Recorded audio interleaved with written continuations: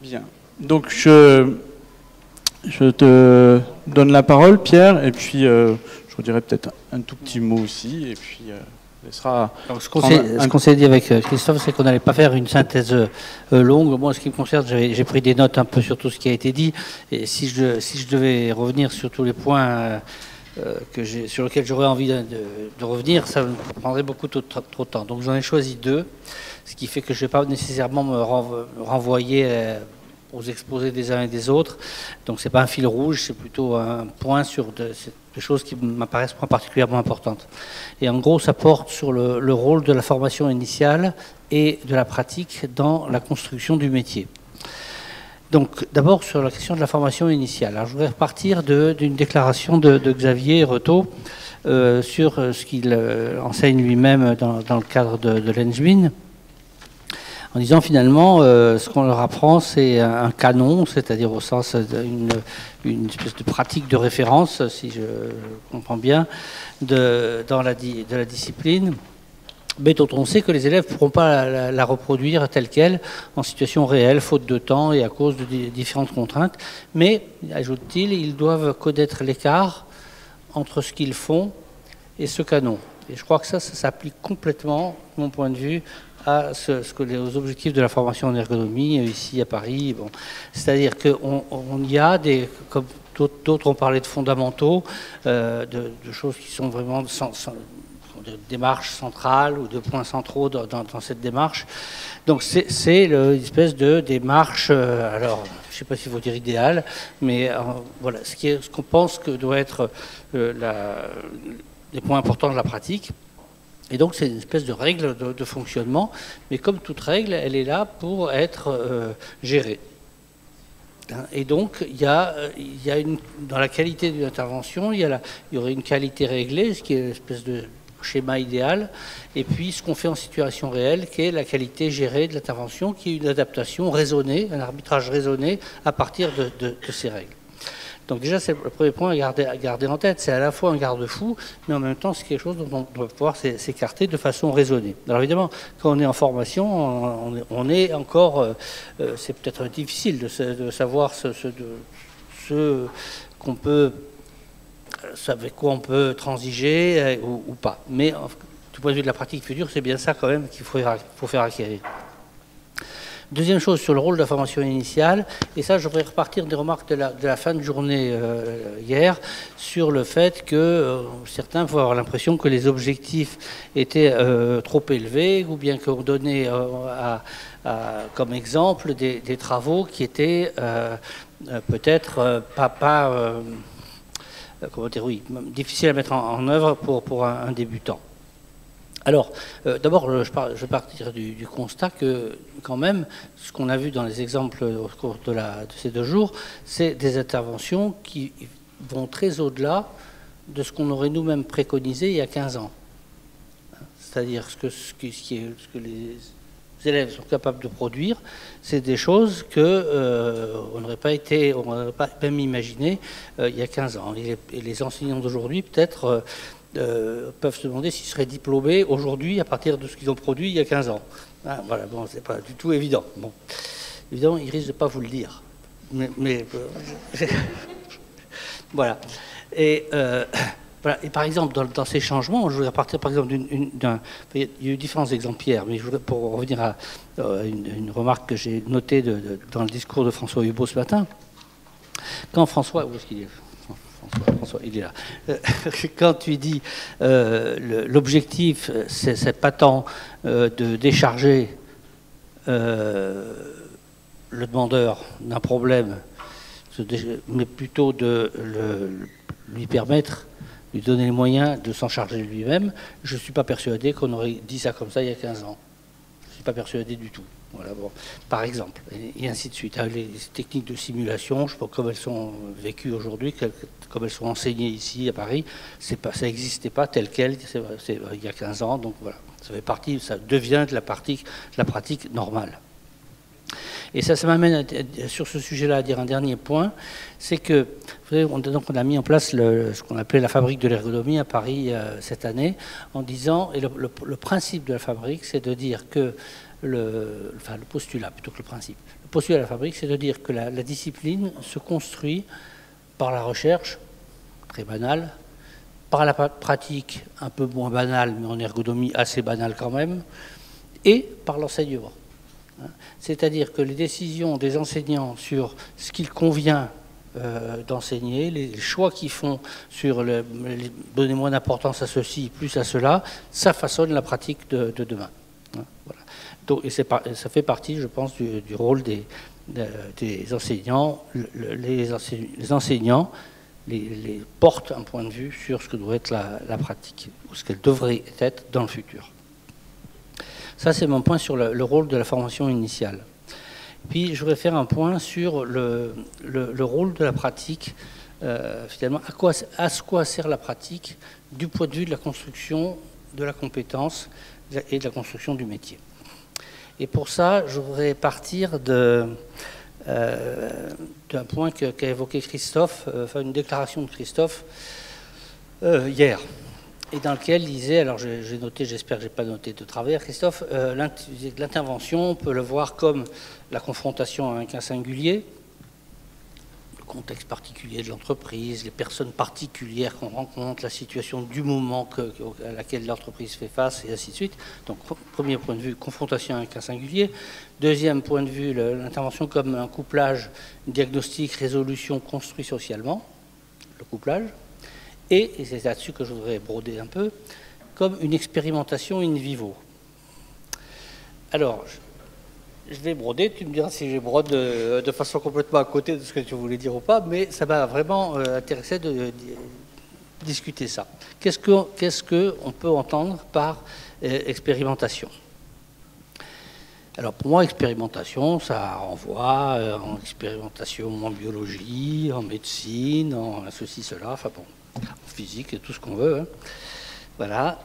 Et l'expérimentation, ça suppose une volonté d'apprendre. On expérimente parce qu'on veut tester quelque chose, on veut obtenir un certain résultat pour apprendre. On expérimente pour voir si quelque chose marche, voilà. Mais on le fait pour soi. Et je voudrais rapprocher ça d'un travail qui a été fait il y a 2-3 ans par Lucie Cuvelier, qui est une collègue ergonome, qui travaillait sur les décisions des anesthésistes. Et alors, en gros, dans son travail, à un moment donné, elle pose des cas un peu compliqués à des anesthésistes en leur demandant de réfléchir à comment il faudrait s'y prendre dans ce cas particulier, compte tenu de la pathologie. C'est sur des enfants très bas âge, et ainsi de suite. Comment faire? Qu'est-ce qui pourrait être fait? Elle pose ça, demande ça à des anesthésistes qui ont des degrés d'expérience différents, qui sont tous... quand même, ce pas du tout des débutants, hein, mais il y a qui sont des jeunes anesthésistes et d'autres qui sont très expérimentés. Et elle constate, notamment chez les jeunes anesthésistes, le fait que les choix, ils peuvent prendre des choix qui diffèrent du choix préférentiel des plus anciens, mais pas parce qu'ils ne connaîtraient pas la possibilité que connaissent les plus anciens, mais parce qu'ils voient le cas comme l'occasion d'apprendre un geste, d'expérimenter une façon de faire, et donc de prendre un risque calculé sur la situation qui se présente. Sur cet enfant qui doit être opéré, je pourrais tenter de faire une intubation de tel type. C'est pas très simple parce que vu ce qu'il a, cet enfant, c'est pas facile de faire cette intubation. Mais c'est pour moi une occasion d'apprendre. Évidemment, ça peut rater. Donc il faut que je peux ne pas y arriver sur le moment. Et donc il faut que je m'entoure de précautions, que je m'assure que ce jour-là, il y aura un tel qui sera à côté, qui peut me dépanner si je vois que j'y arrive pas. Et donc je construis finalement la situation de travail de sorte qu'elle me permette d'apprendre. Voilà. Donc je prends un risque calculé, je fais un arbitrage raisonné, on pourrait dire de nouveau, pour la situation. La question c'est qu'est-ce que ça peut nous dire du point de vue de la pratique ergonomique? Finalement, est-ce que dans les choix qu'on fait dans la pratique, il n'y a pas des choses de cet ordre? À un moment donné, je dis, tiens, c'est l'occasion peut-être de tester telle méthode. C'est l'occasion peut-être d'inventer telle nouvelle façon de faire, parce que peut-être ça peut marcher.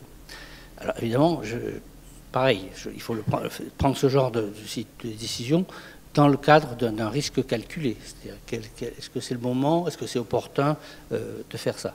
Mais je pense que dans l'activité, dans la pratique ergonomique, il y a des choses de cet ordre. C'est-à-dire où on va se dire, face à ce cas qui de toute façon n'est pas très particulier, on va retomber sur la question de la spécificité, on peut choisir de s'y prendre de telle ou telle façon de construire telle ou telle nouvelle méthode. Alors il y a une d'entre vous, Cécile Nas, je crois, qui parlait je pense de bricolage, si je ne me trompe pas, mais l'idée finalement qu'effectivement, puis c'est ressorti dans le débat là, il y a quelques minutes, avec l'idée que finalement les tuteurs qui s'inspirent des idées des tutés, voilà, il y a cette idée finalement, il y a une espèce de diversité de floraison de méthodes qui peuvent être construites et on peut essayer de le faire.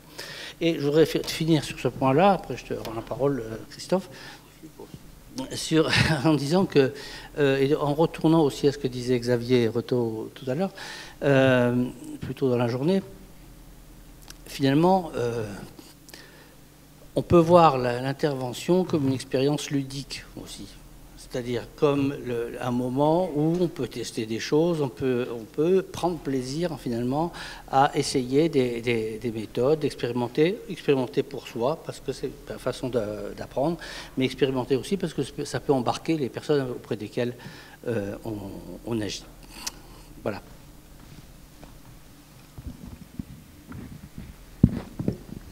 Bien. Donc, moi, je ne suis pas très fort pour les synthèses. Il me faut plus de temps de maturation. J'ai moins d'expérience que toi. Donc, c'est peut-être deux, trois petites choses qui ressortent. Peut-être en écho par rapport à justement ce que j'avais préparé, parce que ça, du coup, je l'avais un peu cogité. Mais du coup, ça fait écho aussi avec la présentation de François ce matin. Et puis... alors, l'expérimentation in vivo, moi, je ne l'aurais pas formalisé comme ça, mais ce que comme tu l'exprimes, moi, ça me va bien, parce que j'ai parlé hier, et j'avais repris des termes de François Danielou, passer d'une expérimentation réglée à une expérience vécue. Et voilà, il y a une forme, et donc on passe bien du réglé, enfin il y a un maillage entre réglé et géré, et donc il faut bien une grammaire, la grammaire qui est le réglé. Si on connaît pas le réglé, si on n'a pas la base, ben on ne sait pas ce qu'on discute, on ne sait pas ce qu'on manipule, on ne sait pas si on a le droit de le faire, jusqu'où on peut aller, si ça tient encore, si on perd pas les fondamentaux, les incontournables. Voilà, donc on a fait nos grille aussi nos outils là d'un point de vue pédagogique de ce point de vue-là. Et du coup, on voit plutôt, enfin c'est un peu la discussion là qu'on proposait avec Gaëtan, de voir plutôt l'intervention, non pas l'objet d'intervention. Je pense les fondamentaux, la grammaire, on a des choses sur le réglé. Le diagnostic est un élément, il me semble, du réglé, et donc dont il faut définir ou préciser, ou toujours débattre de la grammaire ou de la doctrine qu'il porte. Voilà. Là, c'est bien dans le diagnostic. Est-ce qu'il est centré sur l'activité ou pas? Est-ce qu'il dit des choses des gens? Est-ce qu'il dit des choses des interactions qui sont entre les... Donc, c'est pour ça qu'on est assez attentif au diagnostic. Alors après, est-ce que c'est encore le terme qui va bien? Ça, c'est plutôt une discussion qu'on a en EPN.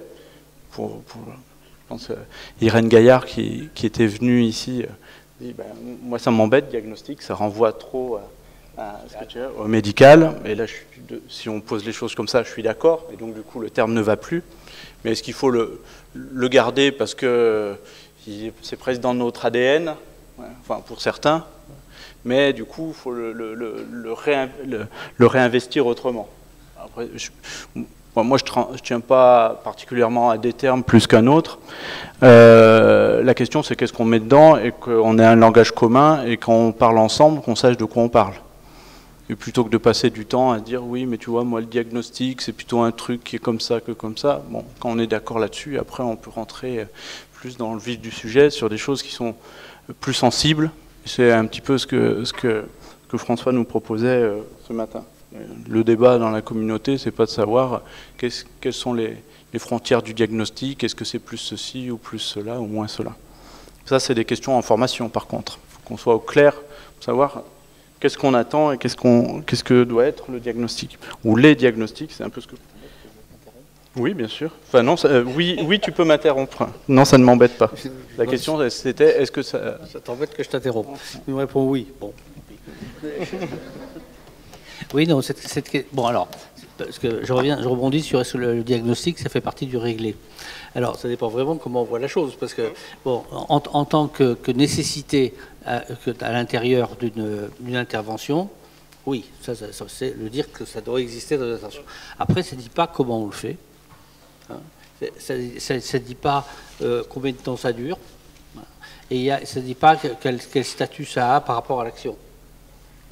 Alors, et par exemple, si on voulait, je trouve que je m'étais trouvé à réfléchir sur la question il y a peu de temps, du coup je peux en dire un mot. Le modèle quand même qui est historique dans la discipline, c'est le diagnostic précède l'action. Et c'est typiquement médical. Hein, on fait un diagnostic et hop, on en déduit quelque chose à faire. Bon, il y a une autre façon de regarder les choses, c'est que le diagnostic et action entretiennent des liens réciproques constants.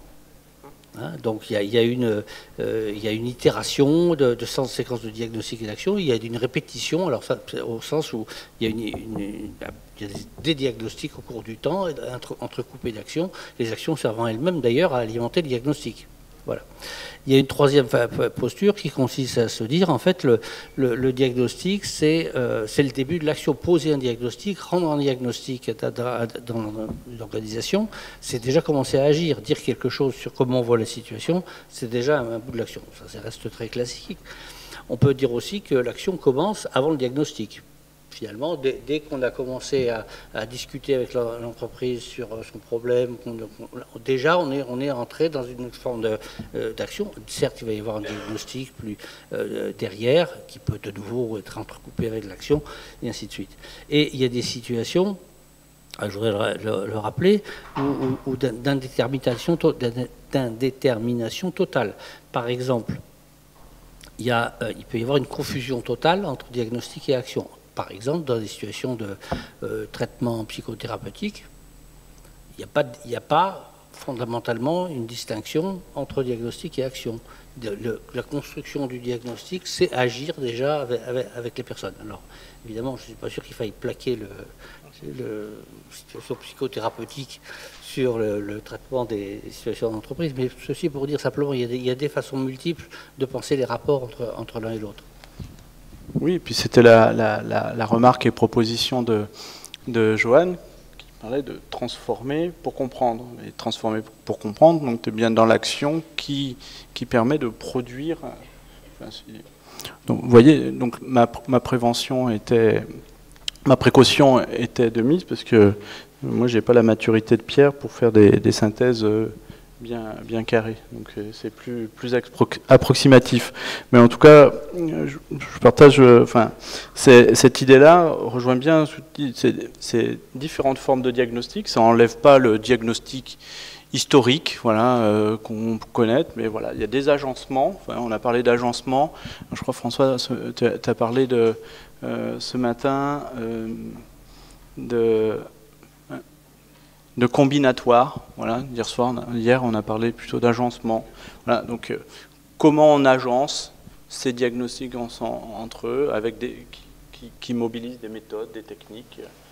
Et l'autre élément qui me semble important, et alors, je ne sais pas, c'est peut-être une question là où avec la question qui est la proposition de François sur la doctrine, c'est-à-dire, moi j'ai du mal à voir j'ai plutôt l'impression de voir le contenu, mais j'ai du mal à voir la dynamique que ça produit. Comment ça s'insère? Est-ce que c'est une pensée qui porte l'action? Est-ce que c'est un ensemble d'éléments qui doit s'articuler dans l'action. J'ai du mal à voir la place où situe la doctrine, donc une de mes questions. Mais dans la manière de ce que je comprends, comment tu présentes l'intervention, c'est-à-dire en termes de combinatoire ou ce qu'on pourrait parler en termes d'agencement, ce qui me semble être au cœur, c'est ce qui devient central, et peut-être ça renvoie à la doctrine. Moi, c'est le terme que j'utilise, mais qui vient aussi, un terme qu'on utilisait là pour le coup encore quelques années, c'est la problématique. C'est-à-dire le chemin de croisée où tu dois articuler ce que l'entreprise attend, ce que le réel te dit, vers quoi tu veux aller, c'est-à-dire ce que tu vises, mais aussi le chemin. Et justement, si on voit l'intervention comme un agencement de choses, il faut qu'il y ait quelque chose qui permette l'emboîtement, la rencontre entre tout ça. Et il me semble que la problématique, peut-être la doctrine, est quelque chose, c'est le liant. Voilà. Le liant qui guide. Et on essaye de travailler beaucoup, en tout cas, là je parle en tant que tuteur, les élèves qui sont avec moi, je les embête beaucoup sur les questions de construction de problématiques. Pas tant comme... pour moi, la problématique, c'est un guide pour l'action. Parce que je sais où je veux aller, et ça permet de définir le chemin. Si je ne sais pas où je veux aller, l'image du ravitaillement de ce matin, ça me parlait à ce titre-là. Mais du coup, il faut le modéliser. Pas le modéliser comme une vérité, pas comme un réglé, mais il faut le modéliser pour savoir comment on peut prendre prise sur cette expérimentation in vivo, c'est-à-dire comment on fait rentrer le in vivo dans l'expérimentation. Je veux expérimenter quelque chose, c'est-à-dire je vais manipuler, je vais essayer de régler à peu près ça. Ça, je ne sais pas trop comment ça, si j'ai la main dessus, mais ça, comme je le maîtrise, je sais, je vais voir quel effet ça va avoir sur le réel, sur les gens avec qui je travaille, sur mes partenaires, etc. Donc oui, c'est vrai que je parle beaucoup avec les mains, je me rends compte quand j'ai le micro. C'est embêtant quand c'est avec la main qui tient le micro. Oui, ben c'est ce que je viens de... C'est pour ça que je faisais la remarque. Donc je vais essayer d'être plus calme. Donc voilà un petit peu ce qui... il me semble qu'on a beaucoup parlé de ça, et moi ce que je noterais, et il y a un débat qu'on n'a pas pu prolonger, et qui me semble, qui est revenu avec François, mais sous une autre forme ce matin, c'est ce qu'a initié Johan hier. Il nous a parlé du stress oxydant, et il nous a parlé des effets de la financiarisation. Alors on a des éléments de réponse, des éléments ou des pistes de réflexion avec François, c'est-à-dire voilà, il y a des enjeux sociétaux, il y en a d'autres. On a échangé la question de l'ubérisation qu'on avait préparée, des formes de précarisation du travail. Il y a plein de thématiques qui sont centrales, qui sont des fois des questions d'activité hors travail, hein, parce qu'il y a des gens qui travaillent hors contrat de travail. Comment ça intéresse les ergonomes? Est-ce qu'on s'intéresse qu'aux salariés dans les industries? Voilà. Moi, je me rappelle de l'autre présentation de Johan à la fabrique de l'ergonomie qui faisait état du monde du travail. Et un chiffre qui m'était resté, c'était 11% des salariés en France sont dans le secteur industriel. Donc ça rejoint bien la question de la serviciarisation dont tu parlais ce matin, et d'autres thématiques. Donc du coup, c'est pas qu'un jeu de se dire c'était pas bien avant, il faut revoir les modèles, il faut voir l'intervention autrement parce qu'on se fait plaisir. C'est pas du tout ça. Je pense qu'on a besoin d'avoir des outils qui nous permettent d'avoir prise sur les questions qui sont celles qui nous sont posées, et c'est celles sur lesquelles on veut aussi se positionner. Parce qu'il y a plein de questions qui nous sont posées, je dirais, indirectement. On ne vient pas, malheureusement, on ne vient pas toquer à notre porte pour nous les poser. Donc c'est aussi des questions sur lesquelles on on doit prendre un petit coup d'avance pour pouvoir être prêt à soit se positionner, soit à répondre si par, je sais pas, si par opportunité on vient à croiser quelqu'un qui nous dirait tiens, je vois l'ergonomie comme une opportunité pour répondre à cette question. Si c'est le cas, vous nous faites signe parce qu'on a bien compris que c'était très très rare ce genre de choses. Plutôt une vision à peu près partagée sur l'ergonomie qui reste quand même très en deçà de ce qu'on pense, de ce qu'on peut en faire. Voilà, alors je ne sais pas si on peut prendre encore une petite dizaine de minutes s'il y a des remarques, réactions.